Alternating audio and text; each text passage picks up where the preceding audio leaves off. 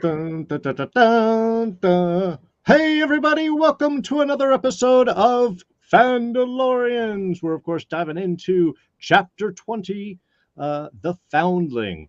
I'm Darrin Jakes. That's Uh, Don Willie. yes. Yeah, apparently that's Don Willie having a stroke. And yeah, I'm the naked man. We've got a Apparently, nice, clean-shaven Rob Rob from Stone Smirking today. Reviews. Hello, Very everybody. excited. I am the only true Fandalorian here. Mhm. They do not cover their foreheads. You Well, know, one of them does. Uh, I'm glad that you're doing that because we do have at least a moment of Bo-Katan's face still maintaining that awesome hair underneath the helmet. Um, but that does sort of bring up a few things that I'm actually kind of interested in chatting a bit with later on when we get to that. Um, but yeah, short episode this week was only about 25 minutes if you figure credits and intro and previously on cut out. So a very quick episode. um, I don't know. How did everybody feel about this week? I was hoping for a little bit more since we got Dr. Pershing last week. But Rob, let's kick things off with you. What did you think about this week's episode and the story it told? One good scene and a about a nice chunk. This whole episode could have fit in that blank space between the beginning and the end of Dr. Pershing. So I'm suspicious of that. But yeah, one good scene, and then the rest of the episode was what should have been in last week's episode. It keeps becoming a theme of whatever was this week should have been last week. Um, but yes, one good scene and one other bunch of stuff happens that made no sense in so many ways. Fair enough. Fair enough. Don, what about yourself? What did you think about this week's episode? Um, I actually enjoyed the episode more than last week. I mean, maybe more for the spectacle than anything. Sure. I do see that this is setting up for the final transformation of Bo-Katan. At least that's what I got from it. Hmm. And then also uh, finally digging more into Grogu's backstory because we have been wondering for the longest who the hell saved him, but there's still more to go because again, you got to think if this is the end of the Clone Wars, the beginning of the Empire, there's still there's still a great chunk of his story missing because if he's supposed to be in his early 50s, then that means during Clone Wars, he was maybe like 12. Um, well, let's see. It's about if he's 50 now. We're doing 12F. Yeah, maybe closer to his 20s. About. Um, I don't know what that means for the species because what that was 19 years ABY. It's 5 to 10 now, depending on what the timeline is. So Right. yeah, should be. Yeah, that sounds about right. Yeah. So, uh, I can't wait to hear Rob's thoughts on this whole thing. So we'll see how it goes. But back to you. Yeah. I don't know. I guess I'm kind of in the middle of it. I think it was a good basic episode. There was some, I think, nice high points. I think nice interesting bits. There were some stuff that I think just technically was not kind of up to par with what I like to see, but I understand, how budgets and things and stuff have to go. It did leave kind of some interesting questions, but yeah, I mean, not an episode I'm going wow about, but I didn't think it was a total waste either. I think that there was some interesting playing with lore, I think is what we get a lot of kind of in the background of this. So, and I'm kind of a lore person, so maybe that's enough to kind of sustain me through some of the other moments. But let's get things off with where I think Rob was really enjoying this to its fullest, and that is Grogu's training scene. Grogu versus a little kid versus a littler kid. Uh, I don't know. Personally, I was fine with this whole sequence. I like seeing the Mandalorians training. That's what they do.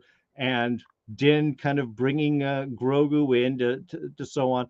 Uh, it was definitely, I think, one of the more kid moments here where, hey, man, you can do it. I've seen your training. Go ahead. And then finally he does two big flips to wow him and manages to win. It's serviceable. Like I said, not my favorite. I'd like to give Grogu maybe another move or two, but let's see how this goes. Don, let's start off with you on this one. How'd you think of our little Mandalorian training sequence and Grogu versus Kid? So this is pretty interesting because, again, he can use the Force. Most Mandalorians have absolutely no clue about the Jedi at all, or Right. at least these Mandalorians. Um, so it was interesting just to see. I was actually surprised that they weren't more wowed by the fact that not only is he a different species than them, he's a lot smaller than them, but now it's like, wait, he's able to do this thing that none of us can do. So I found it, I did find it interesting that they weren't more taken with the fact that he was able to do this. And it's like, well, you have these abilities. Can we learn how to do that too? Because that would be my first question. Sure. Um, but I did like the fact that Din was there to help give him more confidence because he definitely was kind of like, well, eh, I see these guys fighting. I don't really know how to fight. Um, what, Dad? What do I do here? So, Well, you figured that since he's been in hiding, he's kind of had to always hide his abilities. So he's always, I mean, his training kind of for survival has been keep quiet, keep self. And now he's got Din wanting to encourage him, like, nah, go ahead and show your stuff. I think that kind of is maybe the big step for Grogu in this sequence. yeah, but I did like that. And just to show that, hey, listen, just because I'm pint sized doesn't mean I'm a punk. Indeed, indeed. Rob, what did you think of our little training sequence here? Mike? There you go. Well, I just so the Mandalorians, right? We can all agree that lore-wise, they're like some of the most elite, capable, competent people that in the galaxy. Sure. Sure, yeah, right, yeah, that's great. Like they're out there training with the kids, having a good old time at their Walmart version of the helmets. And nobody, these elite people who have already been ambushed once that we know of, right? That we know of up to this point. They just let a giant alligator just get all up on them. And they've got their kids out here. And there's not one single person on cliffs or anything keeping guard of this place that they're at. This is not their home. This is a hostile place. They were just attacked. Okay, this alligator attack should be pretty fresh in their minds, but no, it's okay. We'll just have everybody out by the water again, hanging out, training. The Grogu stuff is nice and cute, and I mean, if I was that other kid, I would have just picked him up out of the air for how slow that flip was. To be like, oh no, oh, just put you right back down. What were you gonna do? So yeah, it was cute, no. but stupid. That is really an excellent point because that is kind of the exact next mark in my note is why don't they have anybody on watch? Because, yeah, we had the alligator, and they did talk, in fact, that this bird, this giant raptor that comes down and just snatches the kid, they've had this happen before. There's a lot of megafauna on this planet. There's a lot of large creatures here. And, maybe that's a Mandalorian thing. But it did kind of surprise me that there was not like at least one person on watch. But, again, we got to get the show moving forward. They don't want to tie things down with Pesky that type of logic. stuff. Yeah. But yeah, let's get it. Oh, I did want to make one little thing. I did like the reasoning that they're giving why Grogu doesn't have a little Mandalorian helmet. Because he can't speak the creed yet, and therefore can't have the helmet.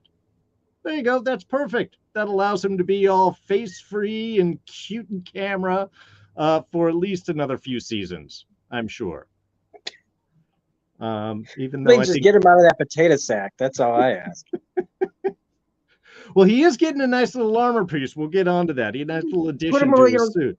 Get him a little jumper. I don't know. But yeah, so we get a giant bird comes out and steals a kid, which leads to the first of two, I think, very cool little chase sequences. I like that, they're right after him. Great use of the jetpacks. That's awesome. I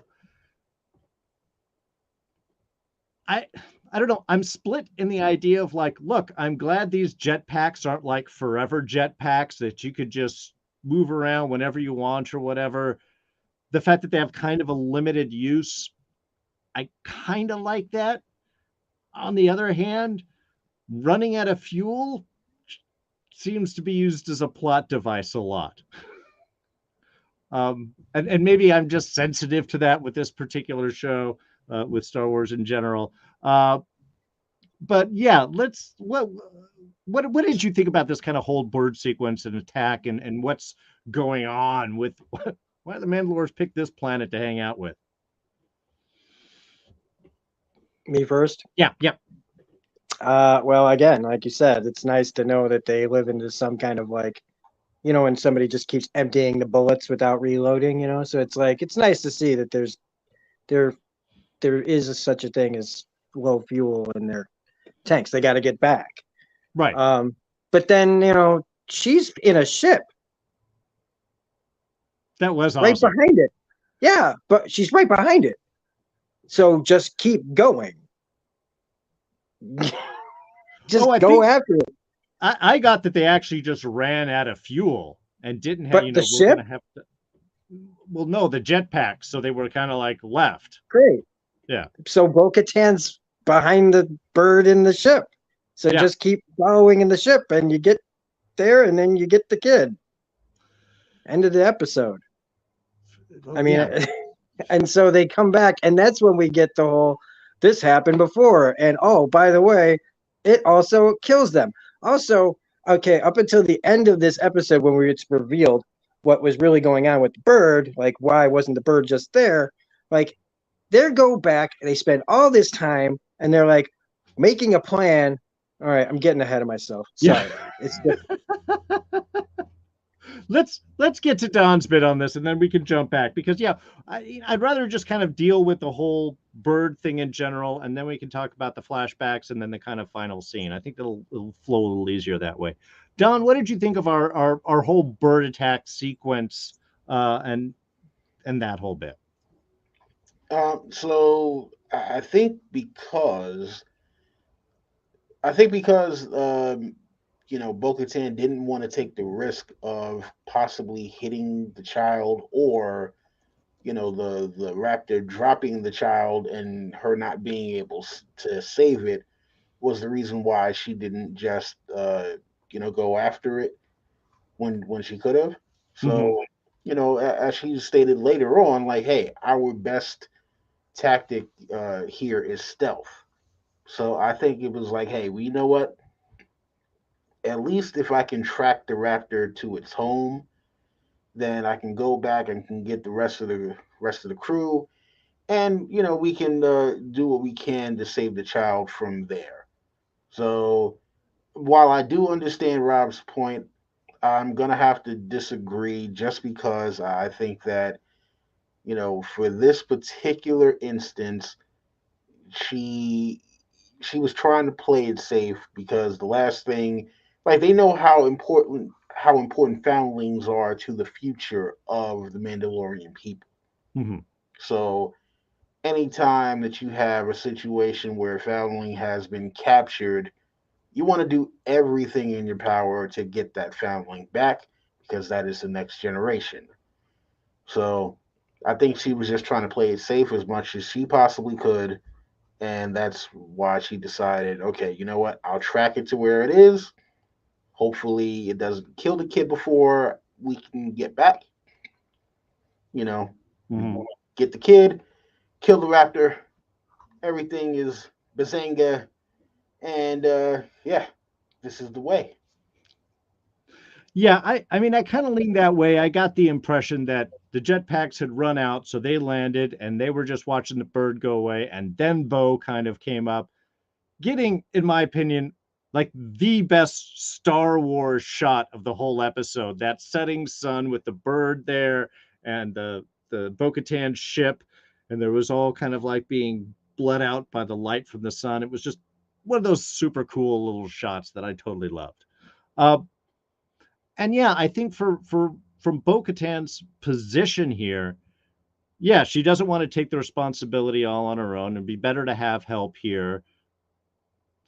From what they had mentioned, there wasn't easy place to land or anything. So yeah, I think personally, yeah, better to come back and get the help, which I think was very cool. And we learn a couple of things from here. Something was thrown out from the armor to Paz Vizsla to gather, what is it, the Shriek Hawk training group and take them with you. The Shriek Hawk is a Mandalorian bird. That's what it was, this particular creature that took away. It's called a Shriek Hawk, but it's a Mandalorian bird.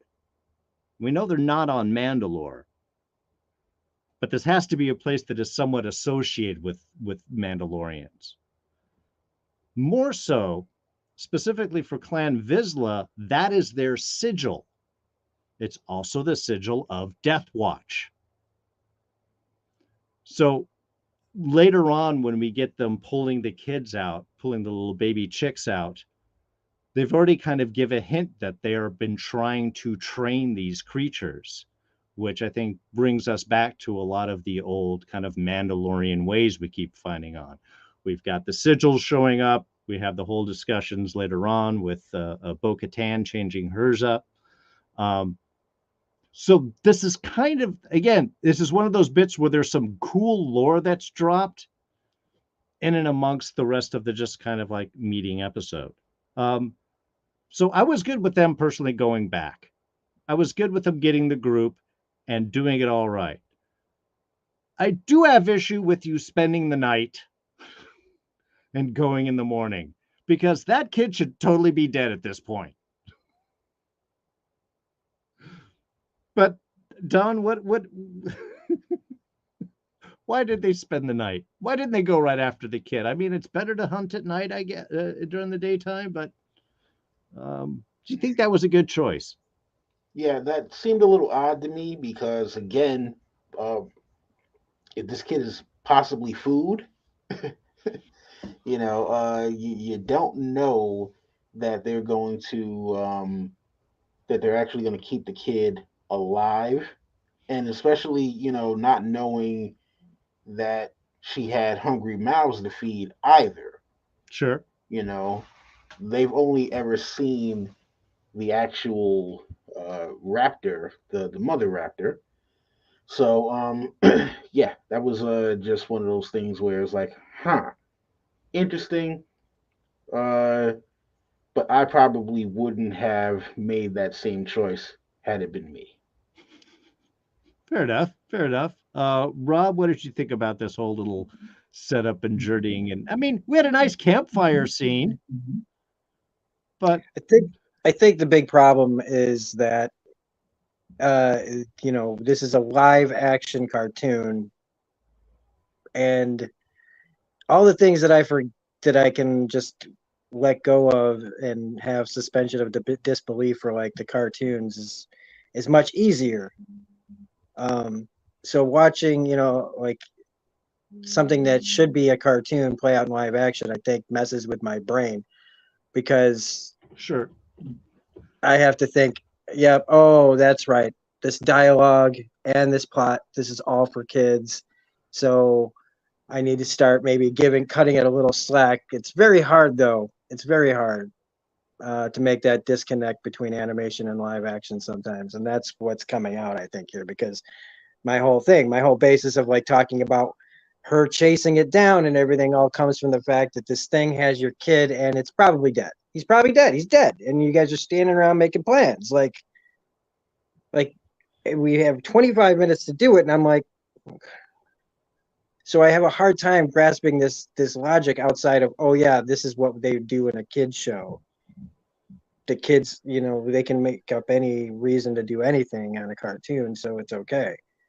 And since this is a cartoon just done live action, I guess I'm supposed to just let everything go. And I'm trying to enjoy it like you guys are enjoying it. I'm just having a much more difficult time because I just think it's all stupid. I really do. I think this whole plot is stupid. Well, I do think it suffered from a lack of urgency. I completely agree with that. That it was, they had plenty of time to go get this kid.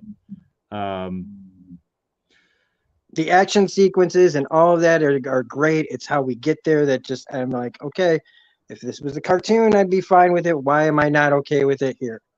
That's the question I'm posing to myself. Like, why am I not okay with it being in one version and the other? And again, I think it's because it's actors and people that, like characters that we just don't see behave like in cartoons.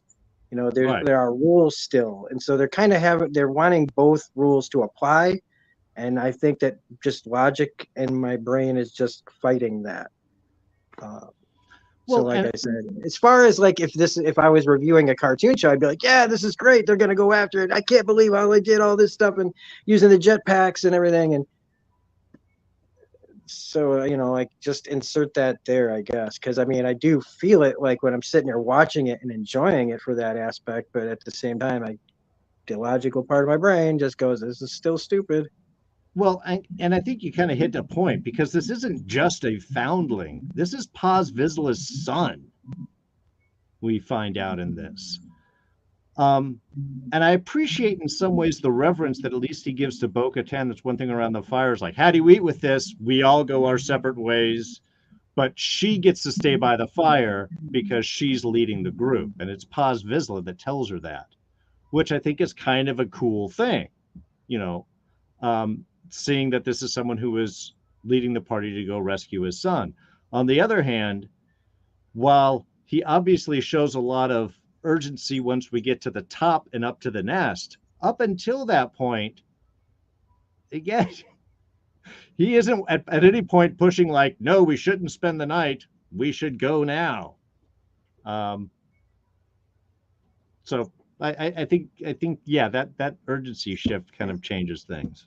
Um, Don, any thoughts on our fire, or should we just jump right up to the nest? Well, I did think that that was interesting because now we're starting to see even more of this particular Mandalorian culture. If you've watched the Clone Wars, you get to see some Mandalorian culture, and they've had little drips and drabs throughout this show itself. But now, Bo-Katan being the outsider, so to speak, we get to see her being brought into it and how she now has to assimilate into a different part of her own society. And Right. so I thought that was interesting that it's like, hey, you're the leader of the party, so you get the honor of staying by the fire. And I think, as much as Paz still wants that prestige, because again, you know, you're talking about his uncle or father or whoever Pre-Vizsla um, was the leader of Death Watch, Yeah. which Bo-Katan was a part of. So, and then also too, you got Din Djarin with the damn dark saber that his ancestor actually made. So, I'm pretty sure for him, there's still got to be a certain part of this whole thing that's got him like, all right, I don't necessarily like all of this because I'm not in the position that I feel like I should be in, but this is the way. Yeah. No, I think that is an excellent point, and I am real curious how his character will be allowed to evolve or change or influence or react to what things are going on. Because yeah, exactly that. He is the one that would pretty much believes like I should be the one leading Mandalore.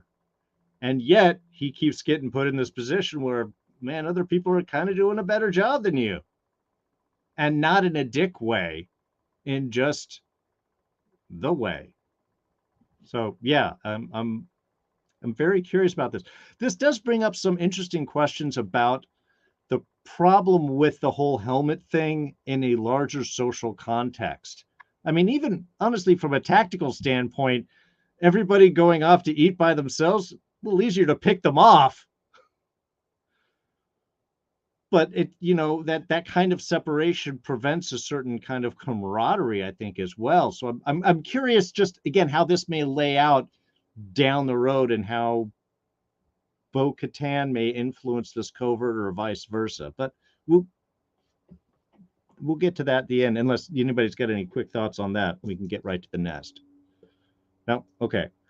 So yeah, we get a cool climbing sequence. I thought I liked the use of the wrist, the wrist lines. Also gives me a little bit of the classic Batman 66 feel, to be honest. Shoot it up and then climb it over it. I'm a sucker for that, so I was cool with that. I love the little climb. And basically, we just get to the top and find out, oh, no, kid's not up here, but there are 3 giant babies that are very hungry. So mom returns and coughs up a magically still alive kid. Don't, maybe there's air in the gullet. I don't know how all of that works. Again, you kind of have to just go with it because that's what the show is. But yeah, anybody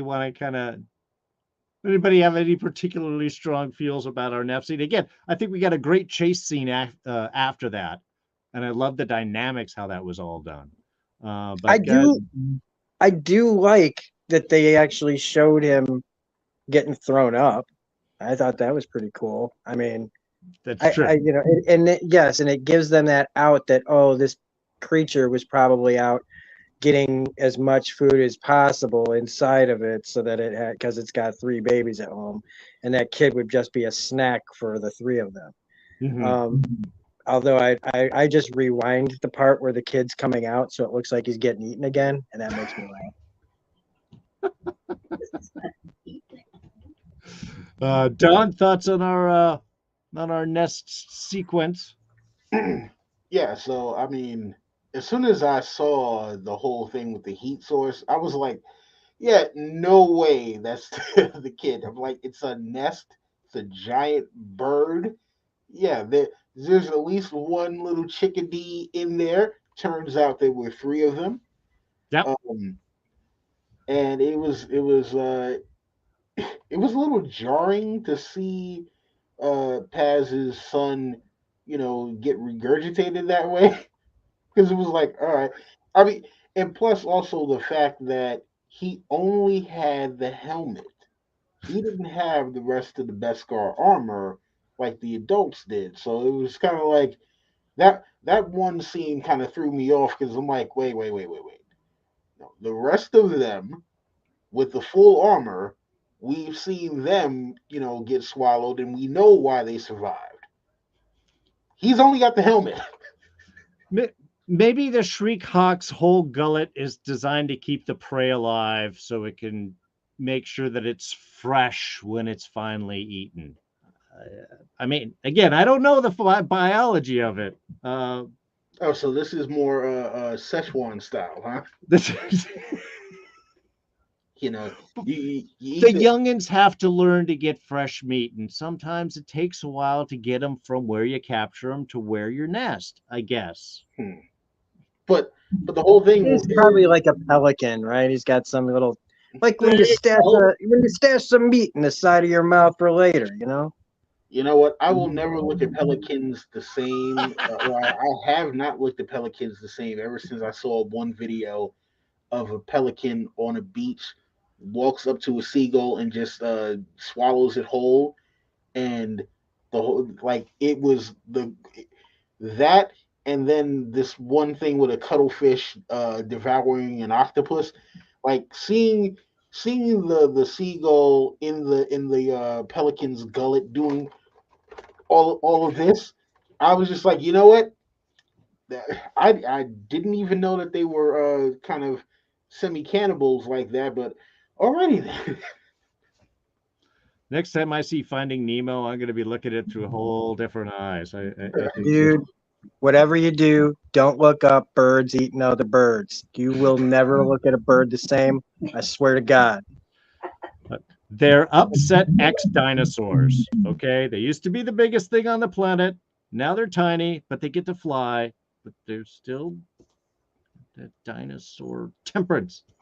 Um, yeah. So I think overall, this was some of the best stuff in the episode. I love the dynamics we have. I was like, no, it's not. What are you talking about? Um, the chase sequence, I thought, and okay, in my opinion, um, I thought was some of this. I like the dynamics. Vizsla's going after it, isn't able to save him. Bo gets knocked down, fires back up, loses a pauldron. Uh, and what I was expecting to use the little wrist line to capture him and pull yourself up, and she's just stabbing it in the head, and ultimately it's Din that saves him. So Paz has a reason to be appreciative to both of those. I think. Um, but I liked it, and I like that it's still showing that Bo-Katan is still all about her people, in whatever capacity that is. And I think that's an important part of her character when we get into our kind of final scene in a little bit. Um, so yeah, I do want to leave the Bo-Katan armor bit for the end of the discussion. So, any other final thoughts on our whole little bird sequence before we jump over to the armor and Grogu? Nope. Good. All right. So, um, yeah. So, of course, while everyone's out doing rescues, the armor grabs little Grogu and starts to teach him a little bit of the ways of the Mandalore, which I thought, again, was cool. I like how the armor's kind of honestly very accepting of everyone. If they want to be Mandalorian, if they agree to the creed, she's all about it. Hi, Mama Bear. Um, in the chat. But I kind of like this whole sequence of showing us that kind of history there and sort of introduction. And I do think that it plays into a nice way of the Grogu's big flashback. But yeah, Don, any thoughts on our armor and Grogu kind of discussion and what's starting to kind of connect there, giving our little Mandalorian history? Yeah, I mean, look, I like the fact that we're getting deeper into the lore of just Mandalorians as a people, and just to see where they came from, where they're trying to get back to, and just their system of values, and you see how much they actually really care for their culture, for the foundlings, kind of above all else, because again, you're talking about the future of their society, the future of their planet, the future of their culture. So just to see the amount of reverence that they put on making sure that the foundlings are protected, because that is the thing that will grow the covert stronger. Mhm. Um, so just to see the kind of understanding that Grogu is now getting from all of this, to me, uh, I want to see, when the other shoe drops on all of this, um, where him and Din are going to fall, because look, it's obvious that Bo-Katan at some point is gonna kind of snap out of the trance that she's in with all of this, because as much as she sees what these people are about, she's not necessarily a true believer the way that like the armor and Paz are. you know. Mhm. And while Din is a true believer, he also now has been exposed to a much wider world.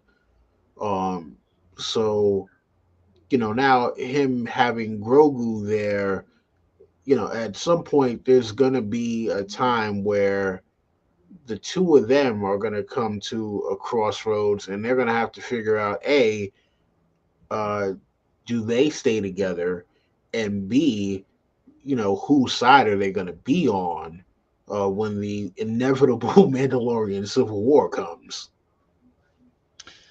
Yeah, those are really good questions, and yeah, I definitely want to touch that on again when we get back to the armor and Bo's little discussion, because that may give some hints in some directions. I'm not sure. Rob, any thoughts here on our intro to Mandalorian culture?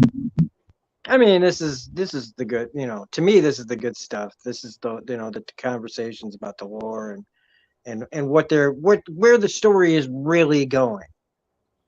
Um, which we've been seeing is that this pretty much seems like Bo-Katan's season, Mhm. and we're getting mixed in with like the training of Grogu and learning more about him.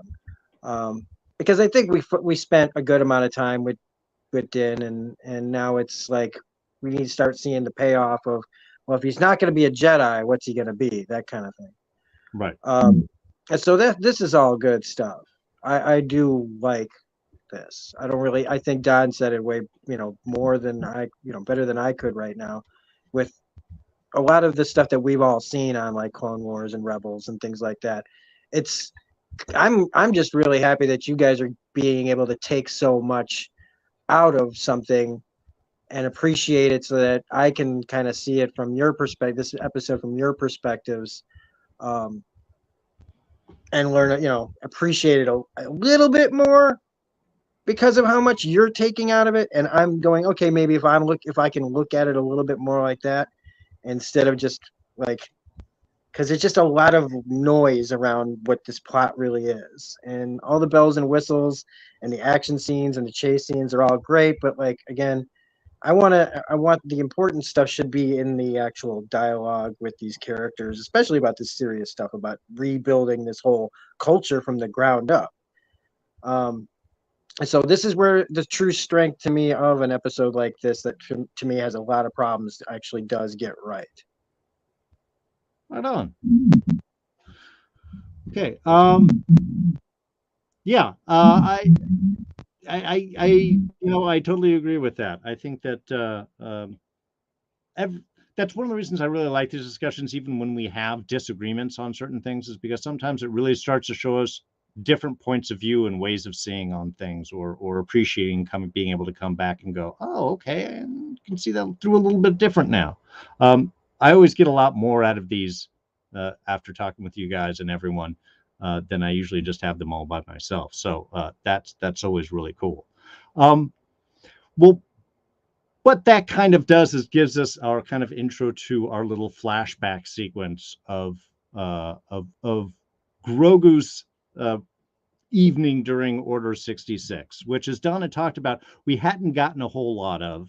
We'd just gotten kind of that first little glimpse before, and I agree, it was very cool to see a little bit more of that. There were some technical issues that I kind of had with this whole sequence. In some ways, it was one of the weakers, even though I liked a lot of the information that it gave. But Don, what did you think about our whole little flashback sequence? Because, like you had said, we hadn't gotten a lot of Grogu's things. So, how much did this illuminate for you, and how did you like our little Savior Jedi showing up? So first off, I want to give a shout out to Ahmed Best. He's somebody who, unfortunately suffered one of the worst kind of backlashes from the supposed kind of Star Wars curse when it comes to certain actors. So the fact that he was able to actually come in and have a substantial role, and something that will finally get him the accolades that he deserves for, just being kind of a stand-up guy, and coming in and doing the work.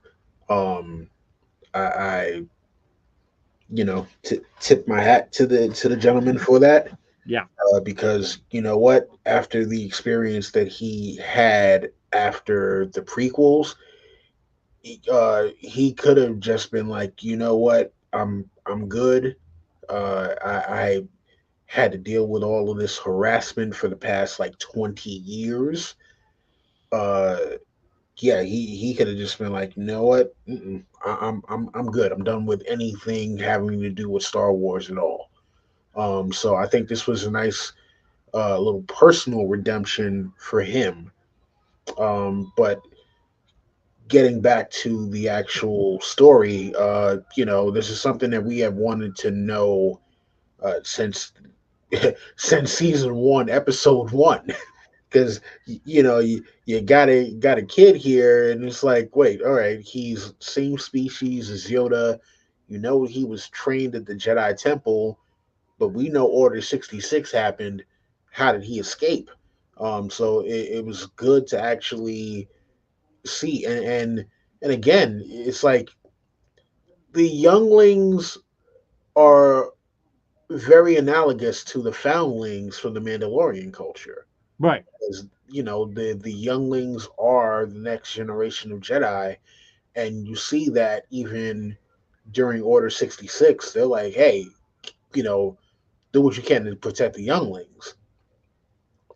So you know, obviously there's still more to the story, but at least that we actually get to see how he was able to escape Order 66.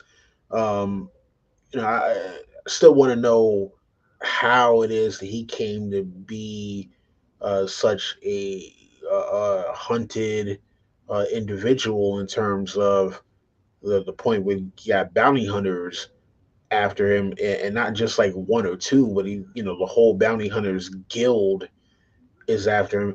But and yeah, like how did he become the one who was supposed to be protected from the bounty hunters, and then who found out?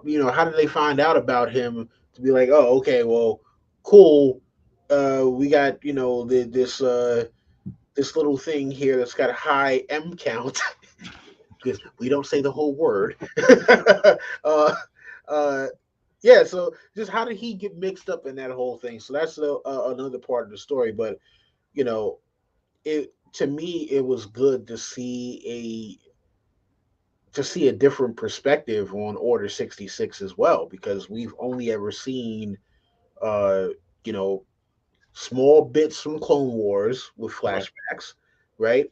And then obviously Revenge of the Sith.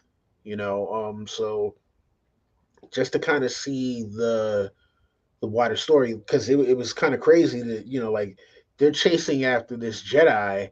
You've got the gunships, the clone trooper gunships speeding through Coruscant, and like, hey, they're missing some shots. they're missing some shots, and there are definitely regular citizens that died because of this. So that was kind of interesting too. But I mean, again, the Empire is taking their measures to spin everything. So it's not gonna be looked at as okay. The clone troopers are just out here firing willy nilly. It's like no, we had to get the renegade Jedi's who betrayed the Republic, and that's this is why we need the Empire now because look at what's happening.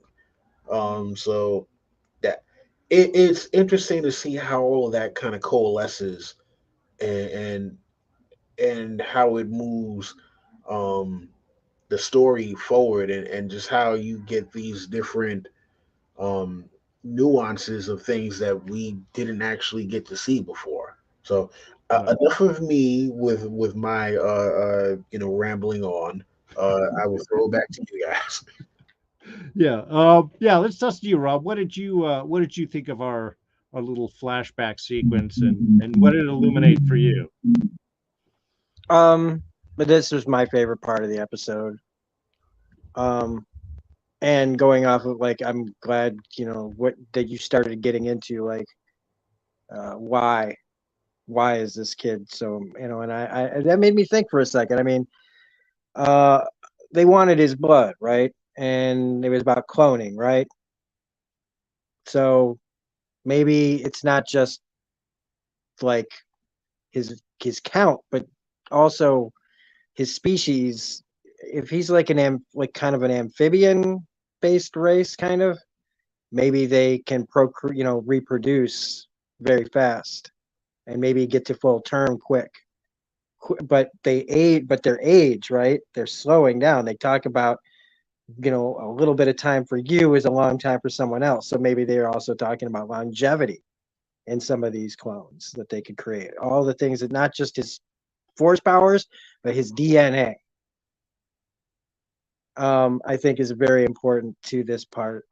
But also, like you said, right off the bat, I mean, I'm sure that there were plenty of fans who saw, the door opened and it wasn't Yoda, it wasn't fucking anybody else, like whoever, anybody that you knew. But the thing is like if it was somebody like that, they'd all be they'd be clapping, but at the same time, they these kind of people they also complain about fan service. And that would have been total fan service. It would have been enjoyable, if we had finally confirmed that Mephisto was in the Star Wars universe. And he's just standing there like, I am here to take you away.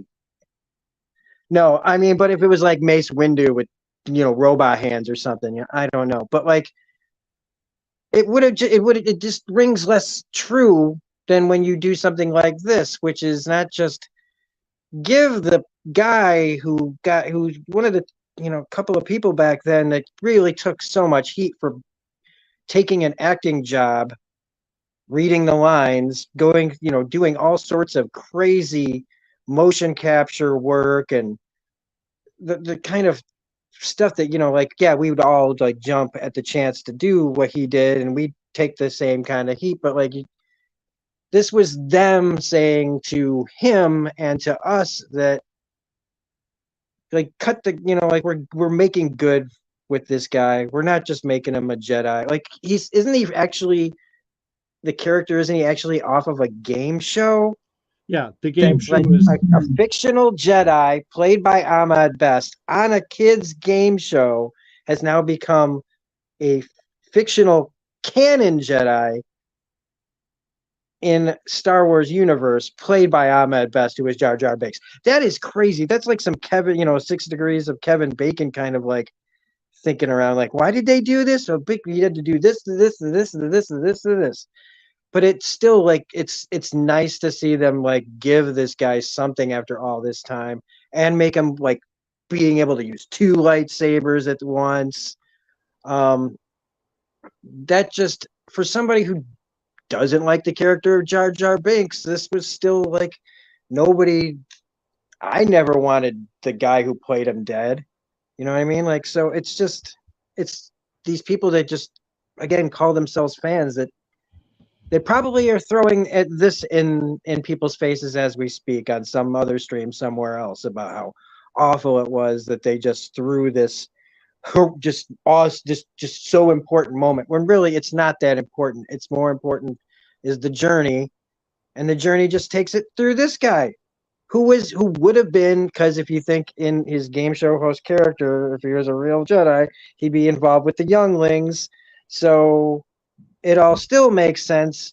It's meta as hell, which I gotta give him props, because it, like, if you're gonna take me out of it, take me out of it in that kind of way, the behind the scenes kind of situation that you create a character. It's not the first time like something like this has happened. I mean, mascots for food get their own shows. The Geico Cavemen had a short-lived TV series. So we've done a lot more with less. And then we get like this cool speeder chase, and we get to, as much as it, like maybe the quality in it isn't like a million, like it's just so great. But I was just so glad to be back on Coruscant or doing anything else on some other planet, that it's refreshing as it is. Plus it gives Grogu depth. He's really thinking, there is something going on in there, because a lot of times to me, I'm looking at him like he's Fry from Futurama, not a thought in his head. Just wants to eat those eggs, man. That's what I think is going through his head all the time. Is how do I get to eggs? Well, just this rock that's actually a crab looks like an egg. So anyway, I really thought this was great. I thought it was handled well, and it should be it's just a throw. Like it's just in the middle here. Takes not that much time off of it, but this is, again, it just felt like Star Wars too, just like that scene where you say with the shot of the ship going after the bird in the distance. Like there, and all of these things, like as passionate as I get about calling them out on logic and things, when it's Star Wars, and this was Star Wars, and I was happy for it. Same with when we talked about Obi-Wan. Like Obi-Wan wasn't perfect, but when it was Star Wars, and it was giving me what I wanted, and it doesn't have to be perfect. So it's like, as much as I crap on it, I'm still enjoying it. I just crap on it because I care, because I know they can do better. But this was really, really good. Cool. No, I'm glad people got so much out of it. And I completely agree with Don, Rob, the chat.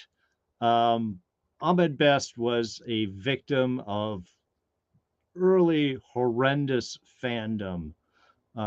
And he has stuck around with Star Wars, playing little background parts, voice work, stuff like that, for years. The show that you're looking at, yeah, I guess you can find it on YouTube. It's a Star Wars kids show called Jedi Temple Challenge, which was kind of funny that they bring him back in what is effectively a Jedi Temple Challenge, getting Grogu out. It is a great honor back to Ahmed Best to be able to play his character, Kelleran Beck, I think is his name, and to be the one who came and showed Grogu. And in some ways, I got to say, this is like the best kind of fan service, because it's not the one you expect, but when it happens, you're like, oh, you did okay. That's okay. Nice choices there. We also don't know anything about the character, so how long he survives, how much he teaches Grogu or not. Is Kelleran the one that kind of watched him for years and years? We don't know any of that because we know nothing about the character. So it gives a certain freedom that I think is awesome. I was gonna make some kind of game show like joke here about like, tell him what he's won, Johnny. Like like, do they get like at home presents and stuff? Does he get like some turtle wax for the dome? Like a lifetime supply of turtle wax for the dome or whatever? Or some rice-a-roni, the San Francisco treat, to go inside there. So no, that's perfect. Yeah, so in some ways, like I said, this was cool. I liked seeing the flashback. I like the actual kind of like intense shot they had where the armor's doing thing and he's doing flashes and he's getting more scared and it's like really affecting him. You're right. We're suddenly getting more of a depth of what's going on inside of Grogu's head. the downside with this sequence that just stood out for me is this just looked the most CGI. We're shooting on the volume kind of effects. Even the chase through Coruscant was like, you're on a bike. Why are you up in the visible areas? You should be like zooming around buildings and doing things. But that's just budget stuff. By the way, Carl Weathers directed this episode, and I think he did a good job.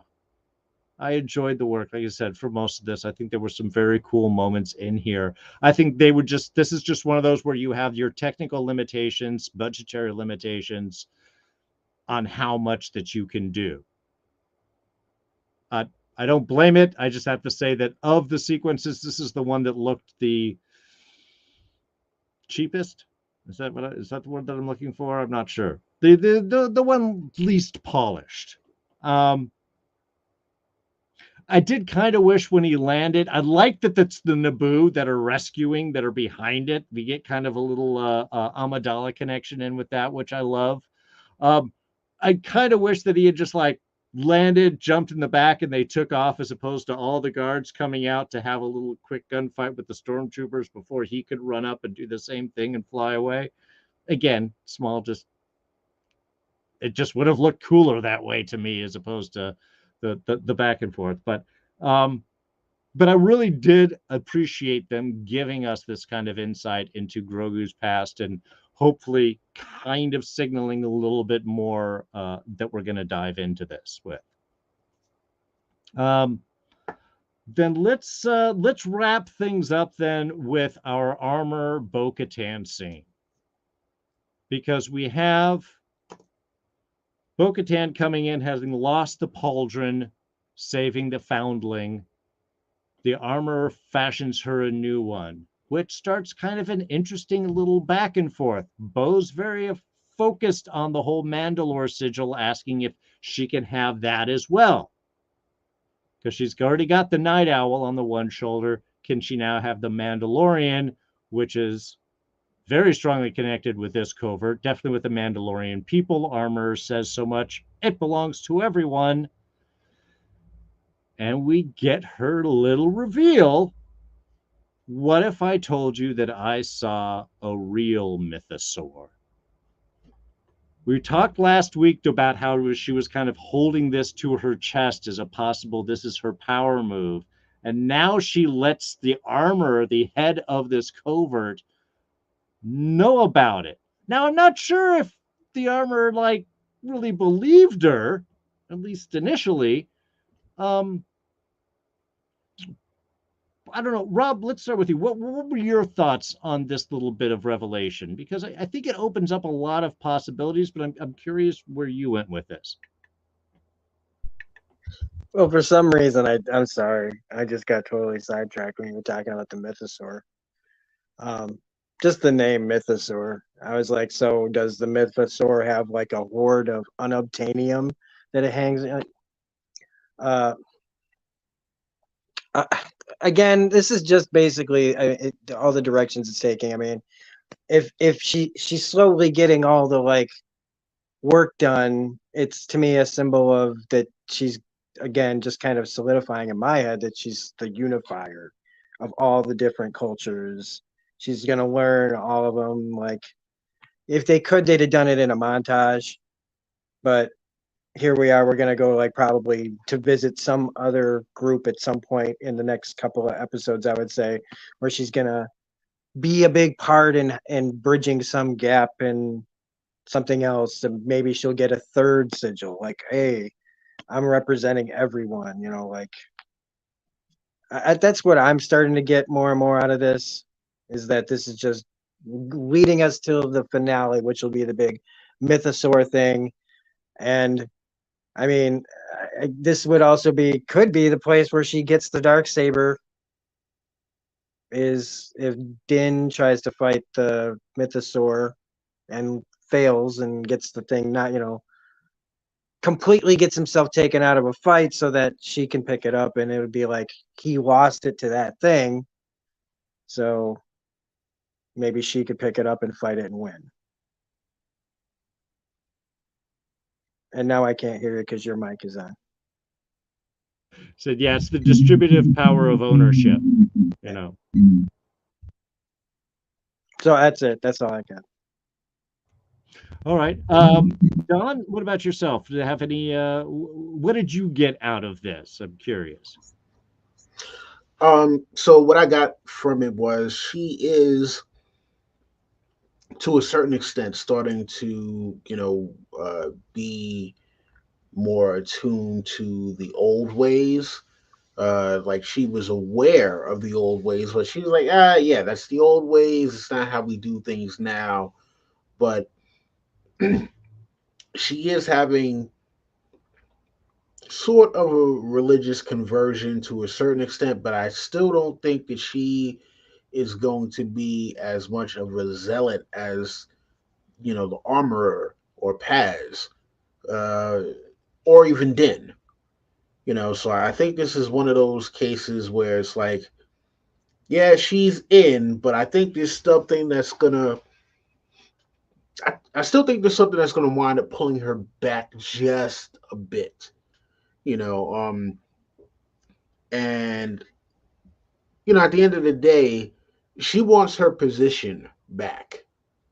And she wants it to be solidified. So it's like, hey, I'm doing this, and I am committed to the cause, but I'm committed to the cause so long as it will get me what I want, and that is to be Mandalore. Because again, you got the dark saber, you got the whole mythosaur thing, um, and just the fact that she used to be, the leader of all Mandalorians, at least, according to the rules that she was going by. So, I'm just thinking that at some point she is going to have a small moment where it's like, okay, I'm with you guys up until this point here, and that's going to be the thing that kind of makes everybody part ways. But here is her getting more in touch with the ancient culture, and even telling the armorer like, hey, look, I saw an actual mythosaur, not just the little skull that everybody hangs up. No, I saw the actual thing.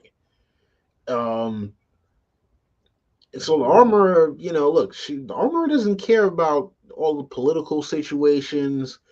Um, she doesn't care about being in power. She just cares about, okay, look, if you're gonna claim to be a Mandalorian, then you follow the creed. Um, so it's a little different. And that's why she kind of told her like, okay, look, when you walk the blade of Mandalore, you see all sorts of things. And when Bo-Katan was like, no, but I saw the actual thing, you were like, all right, well, hey, yeah, all right, you saw it, cool, cool. Yeah, are you a believer now? you know, One will see a great many things when one follows the path of the Mandalore. Yeah, I don't know. I had a little bit of a different like.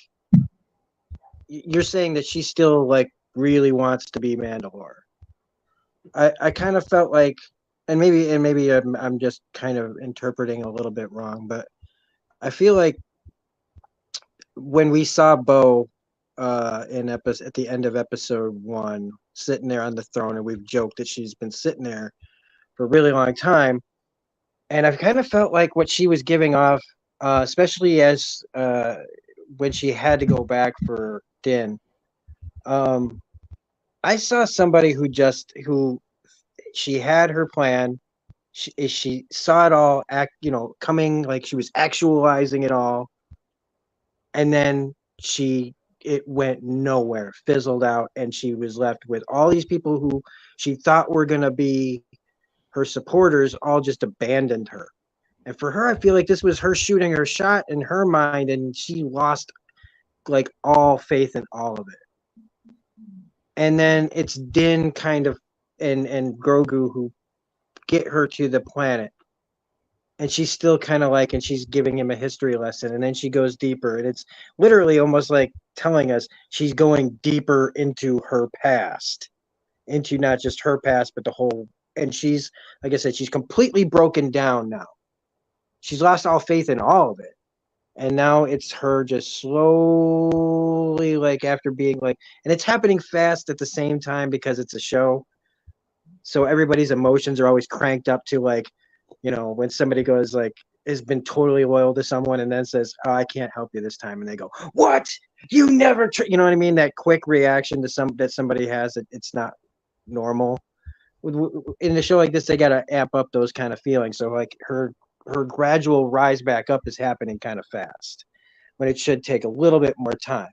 But as she goes, and then she sees the mythosaur and all this stuff and questioning and like really taking it all in and asking questions and not being like, and being open to take things in from everywhere.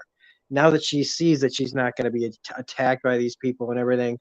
And again, it's just like, it's just a really interesting watch of her just eventually, because I don't think she feels like she'll ever get anything. And that right now she's just kind of like taking what she can get, like, and trying to learn and be like, and accepting where she is at the moment. Sure. But the story's going to guide her just as we get to the last episode. I think just more and more gradually seeing what's possible, seeing what's true, remembering the past. It's all like, it's going to be this big whole thing that we're, like I said, it's all leading to her reuniting everybody. But I think she had to get knocked all the way down and out and lose kind of that cockiness she had when we saw her in Mandalorian season 2, even up to the end of season 2 when they get Moff Gideon and everything. And she thinks she's got everything kind of figured out. She doesn't have the dark saber, but she's pretty cocky about stuff. And now it's just about her like journey back, and I think that's told really well here. Well, interesting you put them in all those terms, because I think what she is looking for is what Din was looking for at the beginning of this season. She is looking for redemption. Redemption for her mistakes, for her losses, for her sister, for her family, for her world, for her people. Which is interesting that it kind of starts out with her bringing into the covert being redeemed, but not really. I mean, in their eyes, following the rules, there's been redemption, but she hasn't felt it. And I think that's what she's finding that she might be able to find through this. Because, again, she's responsible for the death of Mandalore, at least in the armorer's eyes, at least to the Watch. Because they said she accepted the darksaber without winning it to try and lead the people, and that cursed the planet to fall. The Empire glassed it, the people were spread out, and now here is Bo-Katan back with the armor, having been redeemed as in the ways of the Creed, now potentially seeing a path towards, in her mind, true redemption. If she can tame the mythosaur, if she can lead the people, if she can redeem and bring back Mandalore, the Mandalorian people, this all is offering her a path for that to happen. And I think she is hesitant to grab it. And oddly, while the armor might feel the most negative against her, she may also see that this is Bo's path to redemption. Because she came to her not as Bo-Katan, but as a redeemed Bo-Katan, having gone to the waters, having kept the helmet on, having returned with Din for his redemption. While she's a zealot, I think the armor is kind of offering potentially a way to do that, at least through Bo's eyes.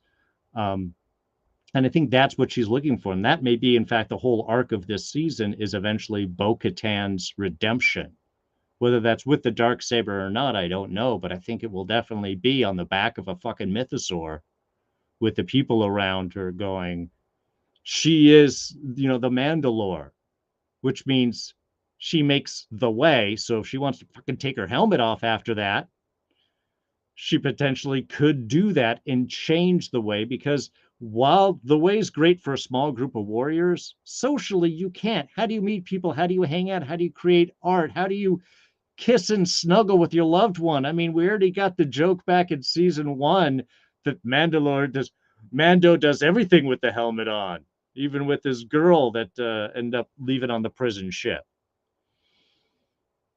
Vizsla's obviously got a kid, but there is a limitation on the social interaction and connection that you could have. Again, even as a group sitting around the fire, eating together, you can't do that in this culture. And I think that may be kind of the blend point that we end up getting here. Anyway, that's kind of how I saw that. I was actually kind of excited that this might be for Bo that path in the armor, while a zealot may end up being her biggest supporter in this. I don't know. You guys got any thoughts on that before we wrap up? That's pretty good. I mean, what, an hour 10, an hour 11 on a 25-minute episode. I think we've done it, right? We done it. Yeah, I think you guys have said it all. I don't think that I can add any substance to this.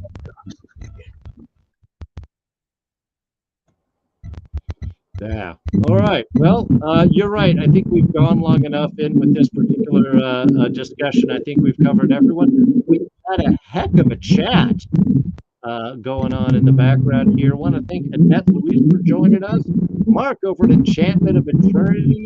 We have Mercenary X84, Debtor 420, Christian Silva, Jerry York, Mama Bear, Stinger Biko, Everest. It's been an exciting. Everybody wanted to come in and chat today. That was awesome. Everybody, let people know anything you're up to, any final thoughts, and where they can find you. Don? Well, yeah, first off, thank you for having me as always. Great to be here discussing this stuff with you guys. And I hope that Lucky isn't being too loud with whatever he's doing in the background right now.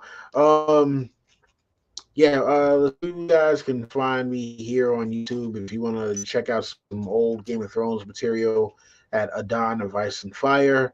And for the newer stuff, catch me with this guy right here and this guy right here talking about Mandalorian and whatever other nerdy stuff we decide that we're going to talk about. So, oh yeah, if you want to follow me on Twitter, you can. I'm at iDonWillie. That's IDonWilli. I don't post much. I probably should post more, but yeah, look, if you ever want to reach out, that's where I'm at. Thank you to everybody in the chat. Thank you to everyone who's going to watch in the archives. This is the way, and I am gone. Rob, what about you, man? Well, as usual, there is the channel called Smirking Reviews. Don't really do too much on there right now, but I will be going to C2E2 this Friday and Saturday coming up. I plan on at least shooting a little bit there because I'm going to be seeing a lot of fun stuff, showing off a lot of cool stuff. I don't know, I don't think they let you get too close to like the celebrities, even if you're getting photo ops and stuff, but I'll do something fun from that. And I'm here every Friday. I'm gearing up for some stuff down the road when I get into my new place, and that's going to be a lot of fun to work on. But there is some stuff coming up that I want to do, just kind of, without any bells or whistles, really. And so also you can find me on Smirking Rob Plays, all one word, on Twitch. We're going to be playing a lot since I'm going to be on vacation. Good luck.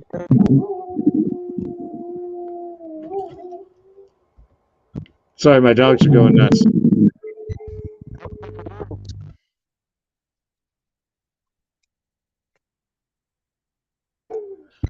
All right. Well, I guess that's the time. It's time to show off.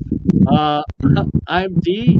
This is my channel. We are here every Friday night at 6 o'clock Pacific, 9 o'clock Eastern, 8 Central, talking Mandalorian. We got 4 more episodes after this, and hopefully by then we'll find out when Secret Invasion is coming out. Looking forward to that. Anyway, thanks to everybody joining us live. Thanks to everybody in the archive, and we will catch you all next week. Thanks so much. Bye-bye. Bye.